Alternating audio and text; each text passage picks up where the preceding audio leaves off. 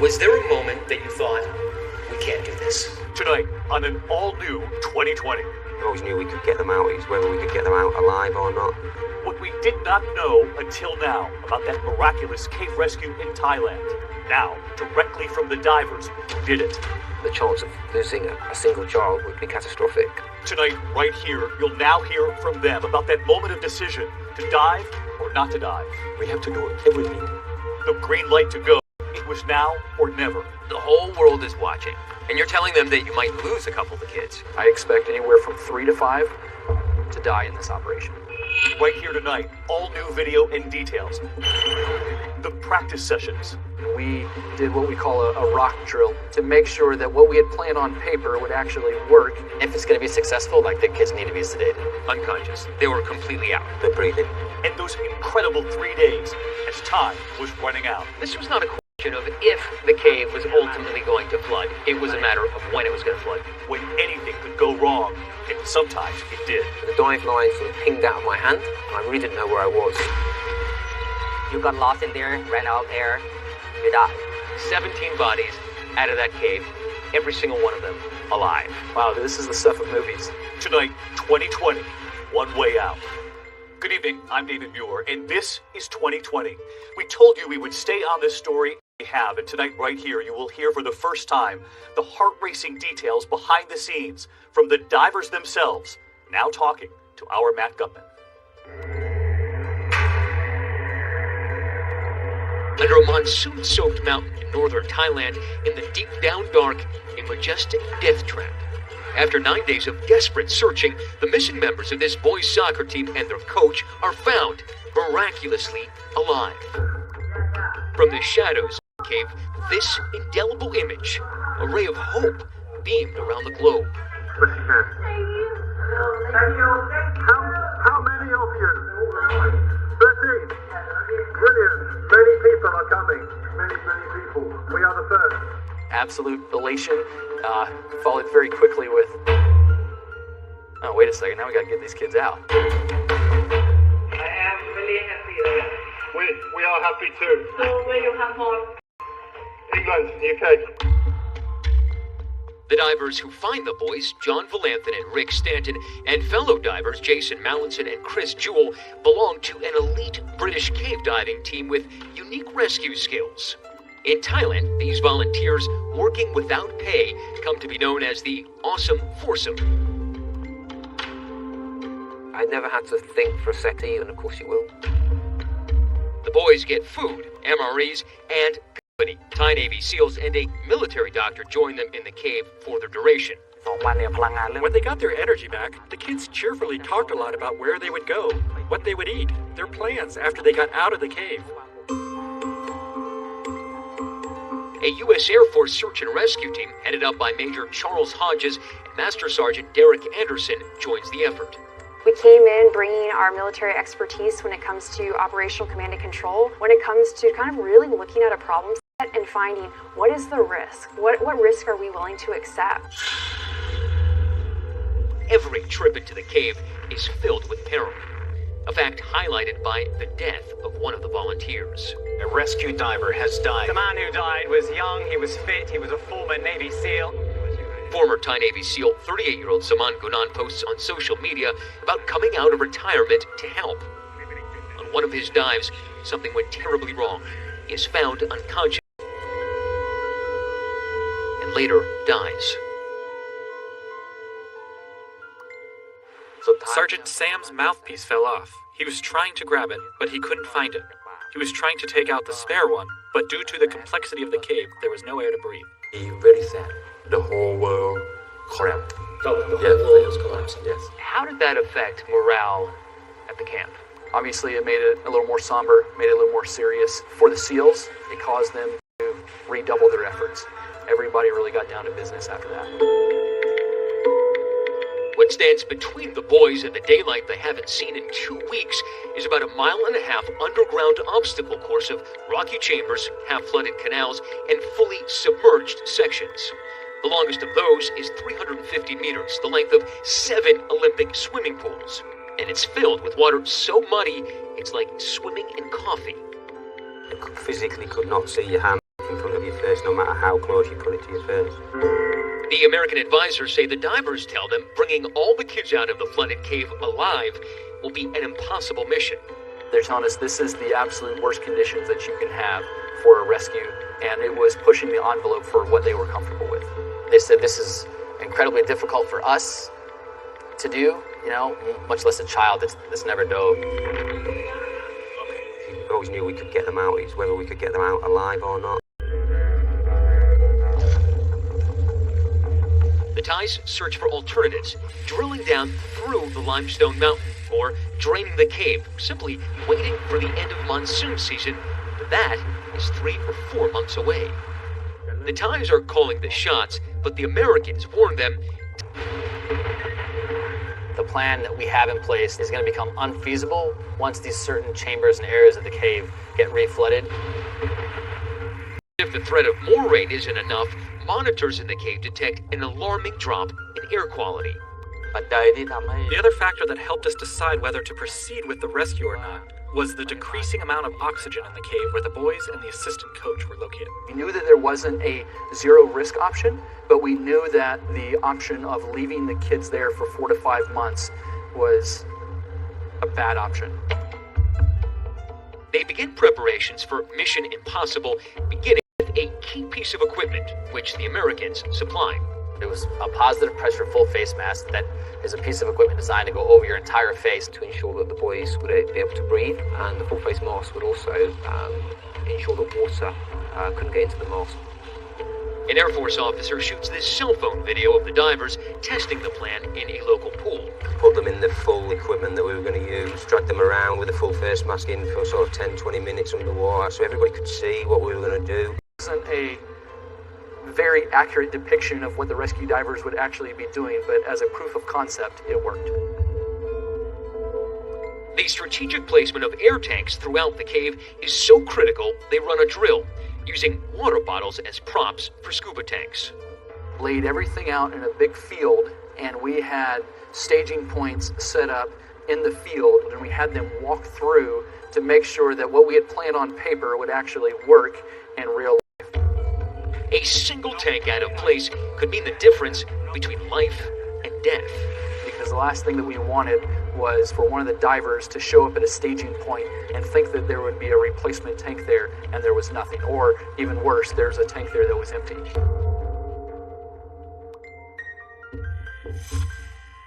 Now, all that remains is to deliver the simple, chilling message to the Thai government that diving out is the only option. We either have a shot where we could get some of them out, or we leave them in there and there's a very, very high chance that none of them survive. And I said, man, this is our best shot. We said, we've got a plan, it's a good plan, we think it might work, there's a chance some of the kids might die. So, numbers-wise, what was the probability of success?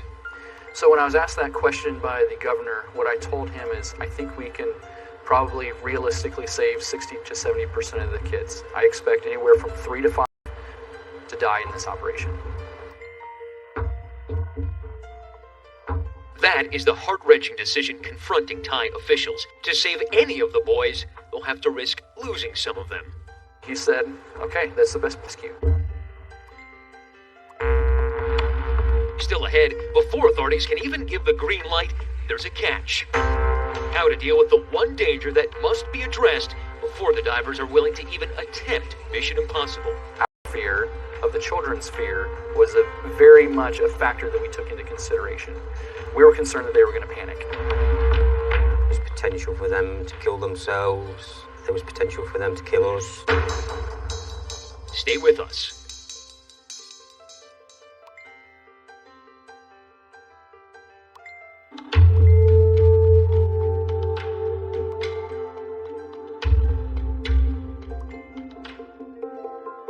As storm clouds gather at Doi Nang Non Mountain, the rescue team anxiously awaits approval for its daring plan to get that trapped soccer team out of those nearly impenetrable tunnels.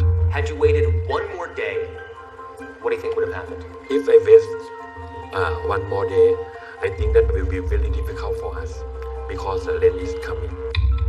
Agonizing hours pass. Are they going to bring those boys out today, do you think? Then, finally, the word comes down from the Thai Prime Minister himself. rescue mission is a go. It's about 6 p.m. at night, which thankfully that was when we finished up with all of our phase 1 operations. We were ready to go at that point. What was your reaction when you finally understood that this is happening? Relief that we could get on with it, but also nervousness that we would actually have to do it. Today is D-Day. We are 100% ready. Security has told us that these are 4 of the first boys to be rescued from that cave. We've seen more and more personnel arriving. Now, the waiting gives way to sudden, furious action. The media is moved away, and a green curtain is put up to block the cave entrance as a parade of divers is seen going in. An enormous cache of extra air canisters is already in place, and support divers are deployed in the chambers throughout the cave. But the tip of the spear is that elite foursome of British divers, each of them tasked with bringing out one boy at a time. It was one diver, one boy. That's correct, yes. That's a tremendous amount of responsibility. Yeah, very much so. But when the Brits reach that faraway cavern where the team is trapped, they find the boys themselves are shockingly calm, considering the terrifying ordeal they're facing. There was no sign of distress and no hint of a problem. Extremely confident, brave young men. In fact, the Thai doctor inside the cave with the wild boars says they decide on their own what order they're going to go out in. It was a decision made by all the boys because their physical and mental condition was about the same. The boys who lived farthest from the cave went first. Those parents had never left the cave since the ordeal began. But choosing who is first in line is actually no small decision.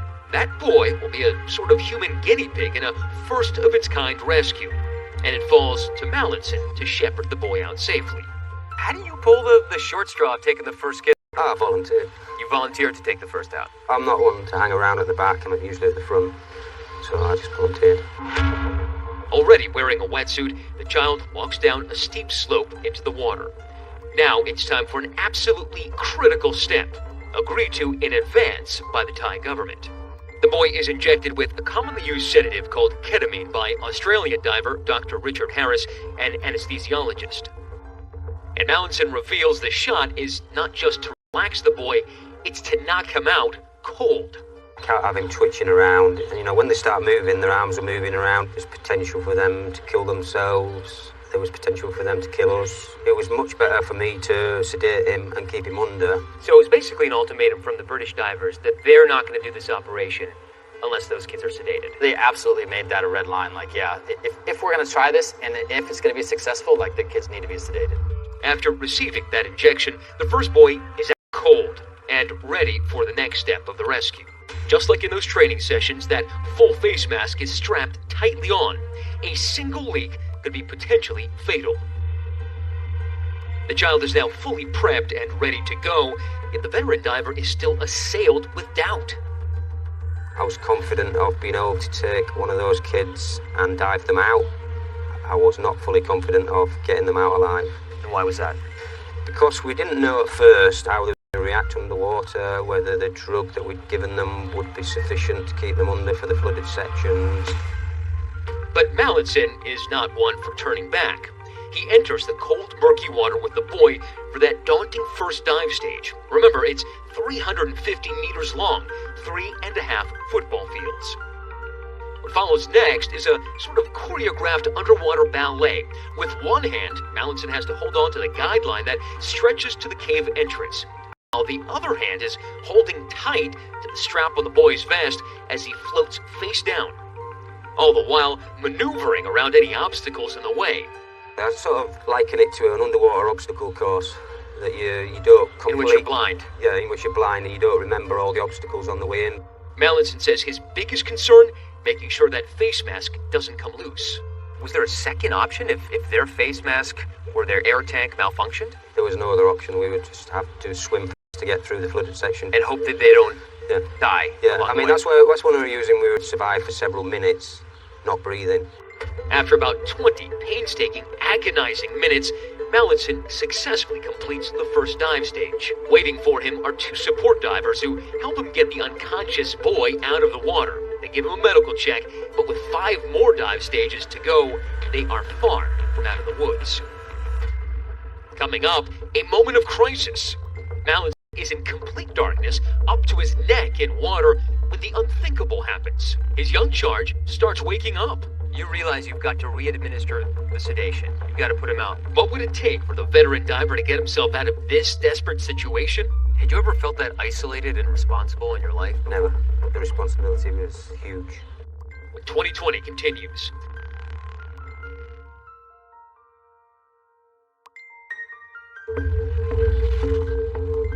It's 10 a.m. Sunday, and the rescue mission is underway. Outside the cave, families wait with bated breath. Inside of it, British diver Jason Mallinson is taking a moment to catch his.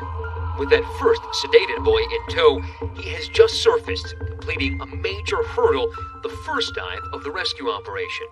We realised that, yeah, the mask worked, the drug worked.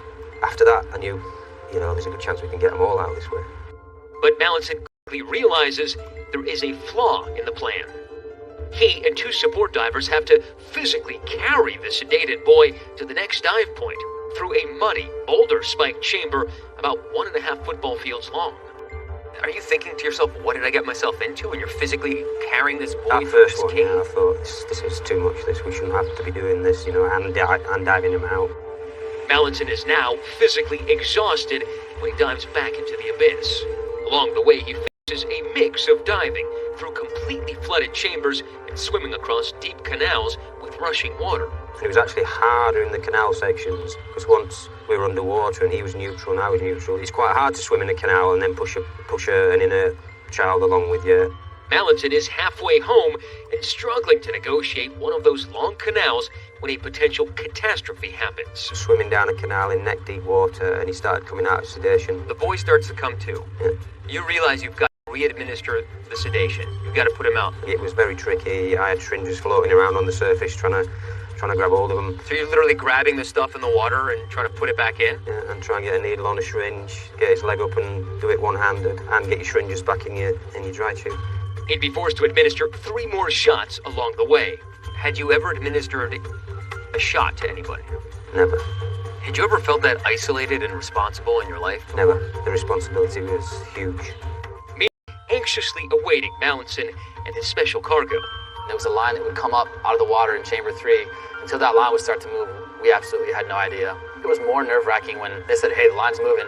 And at that point, you knew 5 to 10 minutes later, somebody was coming up. After what seemed like an eternity, Mallinson emerges from the darkness with that first child in tow. Everybody kind of just sighed and were like, wow, it actually worked. Are you absolutely sure? The kid's breathing. Yep, kid is doing fine.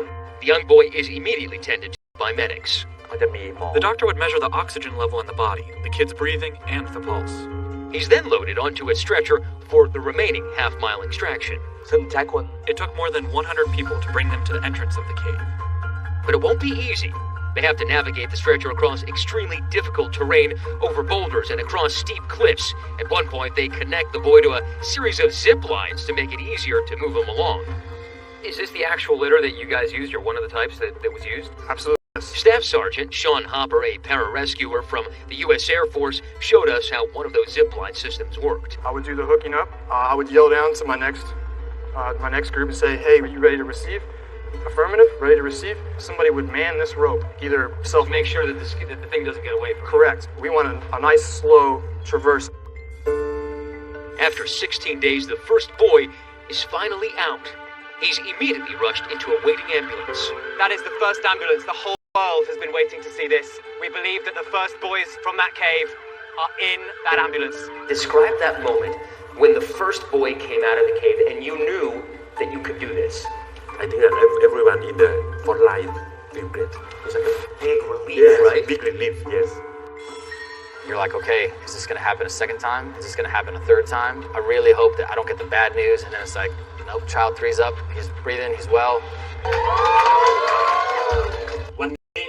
The third and the fourth came out at 7:40 and 7:50. Today was very successful, more than we expected. So, although we had a brief sense of happiness and euphoria after the end of the first day, that was tinged with the dread of knowing that we had to do this operation twice more. As the sun rises the next day over the Doi Nang Non mountain, divers go to work perfecting their escape plan. I began to kind of work out how to get through the awkward sections. In the lower sections, section of the cave. My back would be against the roof of the cave and my chest against the floor. I could actually hold the child off to one side. And by rotating him round so that the cylinder he had on his chest was to the side of him, we could both slide through the lowest sections without having to remove any diving cylinders. And by nightfall, 4 more boys trade the darkness of the cave for a starlit night. Just minutes ago we saw the 7. This is not mission accomplished. 4 boys and the coach are still sleeping inside the cave that night. After success, there's a huge gap for complacency. Everybody had to keep focused on what their task was to ensure that errors weren't made. And the weather is about to take a dramatic turn for the worse. The pressure was really on now. The expectation was that we would get them all out, so the chance of losing a single child would be catastrophic. The next day would bring a complication with one of the masks that no one saw coming. It didn't fit him. We just couldn't get it to seal. Stay with us.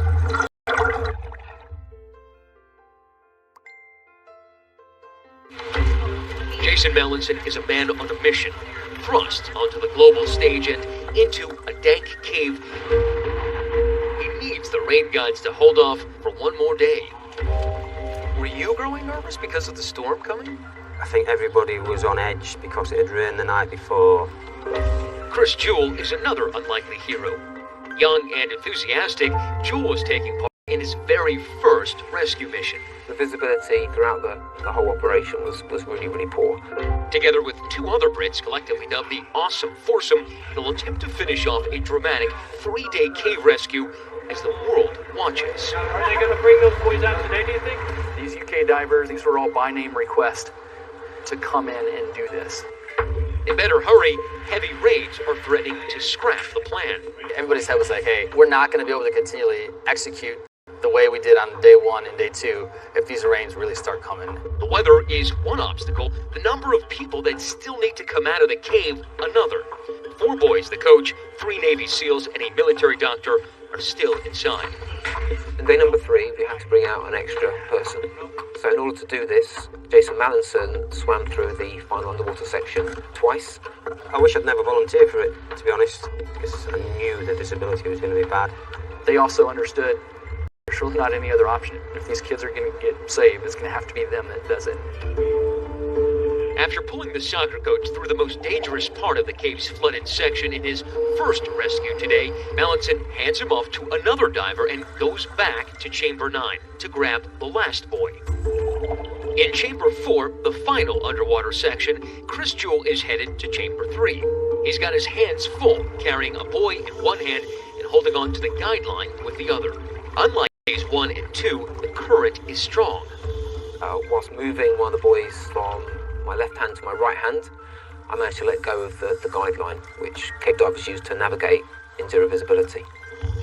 Jewell makes a sweeping motion in an effort to find that guideline, but can't. The only lifeline he can... Jewell assumes that the electrical line will lead him toward the cave's exit, but in the stew of darkness and muck, he becomes hopelessly disoriented and heads the wrong way. I surfaced in a different section of the cave, and I really didn't know where I was for several minutes. Got the boy out of the water, made him comfortable, took off my cave diving equipment, and then I was able to walk around the chamber and recognised I was back in Chamber 4. Meanwhile, Mallinson has issues of his own with that final rescuee, a 13-year-old nicknamed Mark. The last child's there. He's a really small child. In fact, he's too small for the diving mask brought in for him. It didn't fit him. We put it on him, really strapped it down tight so his nose was flattened against his face and there was a big gap under his chin. We just couldn't get it to seal. Remember, a leaking seal means the boy could drown. So with the clock ticking and the final child already sedated, 2 divers in neck-deep water have to think fast. They decide to use a different mask. It's not perfect either, but it might form a tight seal around the boy's face. I was so nervous for me because it was the different type of mask with the seal that you could dislodge sideways. I had to be so careful with him. You're freezing, you're shivering in the water. The first face mask doesn't work because the boy's too small. The second one doesn't have a great seal. Are you thinking, maybe we need to postpone this? We knew we didn't have any more time. We knew this was the last option. Once you set off with that kid, it was a one-way journey. You weren't going back to where they started. It was a case of getting him out. A bit brutal, but dead or alive. With zero alternative, no information available to bring in another mask, a decision needs to be made. I think it was my call to whether I was going to dive out with him or not. I just made the call. The call is made, the dive begins. But as soon as he's underway with his precious cargo, another hazard. And by this time, the visibility had deteriorated where you could hardly see your hand in front of your face. It was feeling the line all the way out. Low visibility means slow going. Mallinson is now laser focused on keeping that mask on the boy's face and can't afford to have the boy accidentally bang his head against the wall. And because the visibility was so bad, I knew I couldn't really stop his head banging against the wall because I couldn't see his face or his head. So I developed a technique where I'd pull him in really tight with his head just down here, and I'd extend my head over the top of his, so my head hit the wall first, and it sort of protected his head. How many times do you think you hit your head that third day? Dozens. Dozens? Dozens. To keep them alive, Mallinson knows he must keep moving. That was one of the instructions that Dr. Harry gave us. He said, no matter what happens, get them out as fast as possible. Hypothermia is going to be a big issue here. He's the diver trying to figure out his next move after going deeper into the cave by mistake. When we return.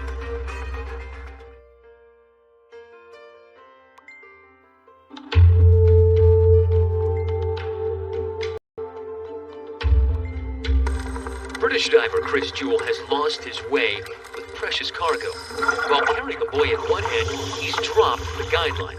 Disoriented, he finds himself meandering deeper back into the cave in chamber 4. My concern at this point was the boy I was transporting. Now I've been bringing him out for quite a while, and I was concerned that his body temperature was getting kind of low. On his way out, Australian diver Dr. Richard Harris, or Harry to his friends, comes across Jewell and the boy. And Harry, I was able to take the boy from me and dive ahead, and I followed him closely behind, just making sure that they didn't have any problems in the way I'd had problems.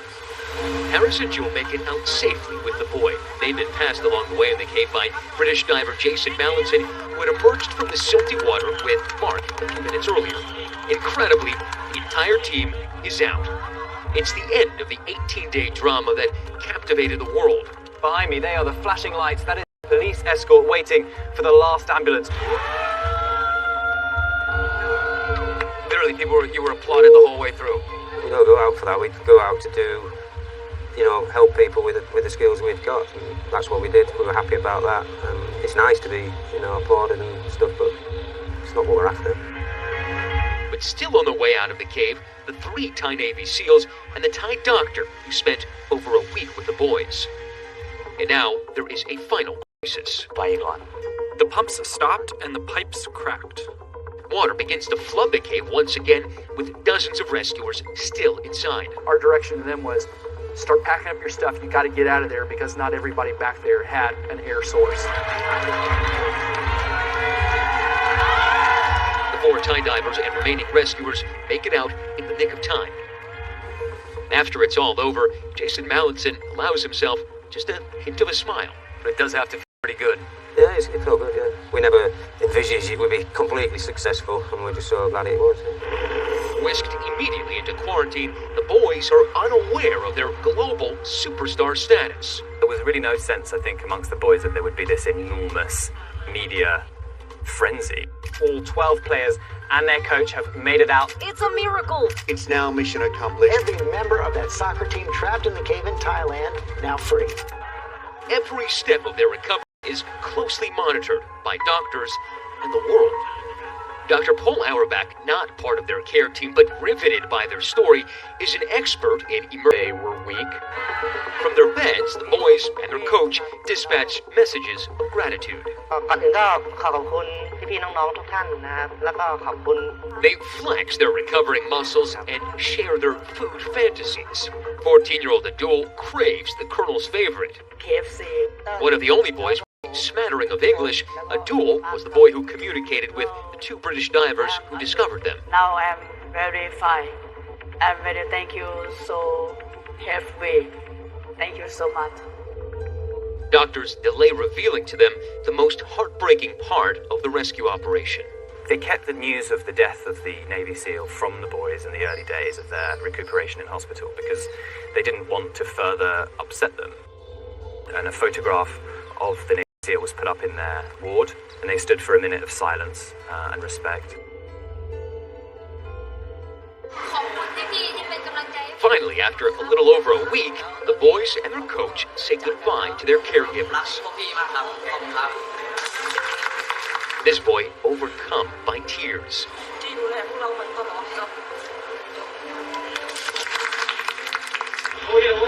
And then it's time to face the world, trading their hospital gowns for their sports jerseys. They show off their soccer moves, still intact, and meet the international media.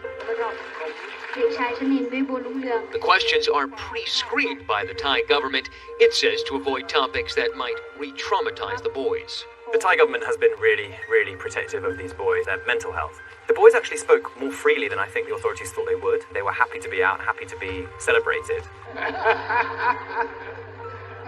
And they apologized to their parents for ever going into the cave in the first place. And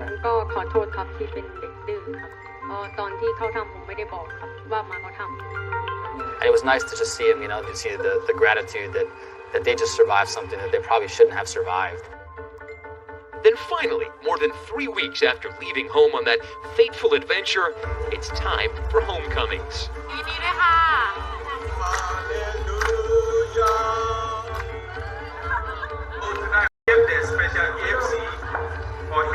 At the small Baptist church where he spent most of his childhood, Abdul gets that KFC.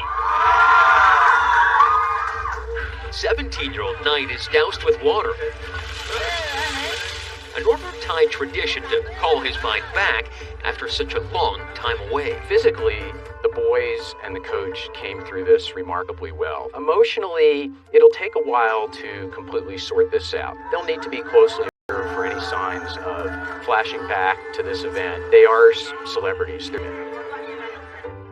Their rescuers are making headlines as well. Earlier this week, British and Australian divers were honored by their governments. On behalf of all Australians, we thank you and we salute you. The whole world, and particularly the Thai government, hailed you as heroes. Is that how you feel? Not really. No, we don't go out and covet that sort of thing. There were other people on that sort of rescue that were heroes. I think for Navy SEALs that went into the chamber and stayed with them right to the end. I think they're probably a better classification of heroes.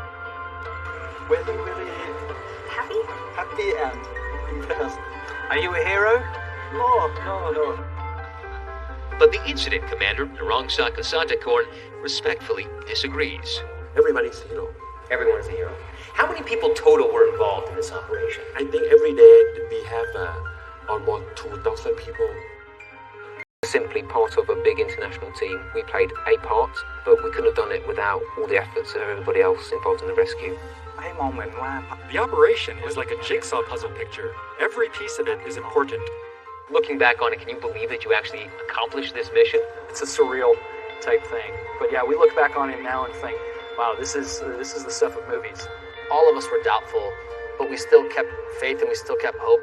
And because of human fortitude, human perseverance, combined with professionalism, has showed us that, almost anything is achievable. Next, the boys begin their new lives.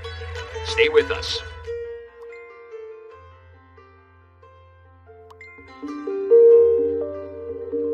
In a region where each mountain and cave is considered the realm of spirits, the Emerald Doi Nang Non Mountain, according to Thai legend, is inhabited by the spirit of a mythical princess. And locals say if you look closely, you can actually see her lying in repose.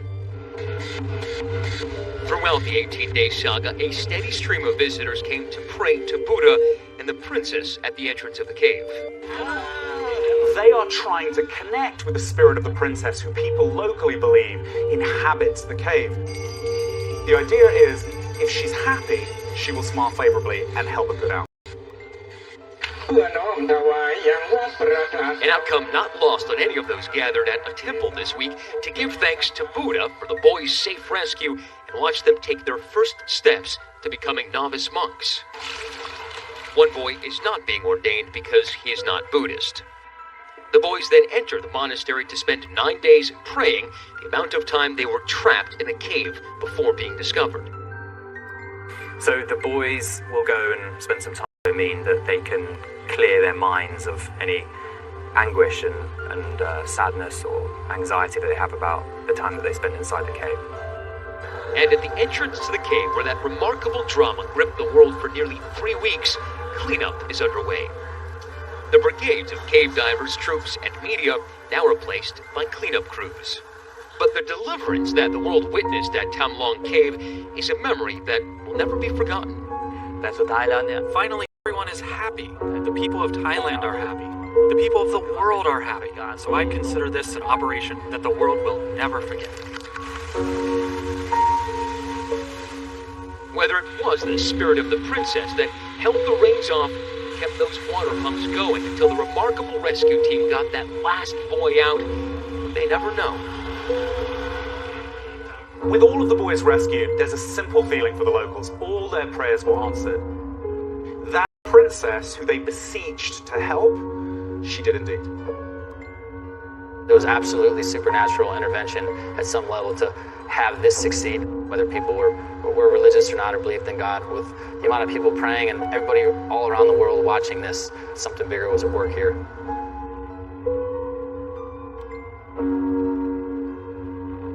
And we know tonight that at some point after those boys and their coach leave the monastery, they have plans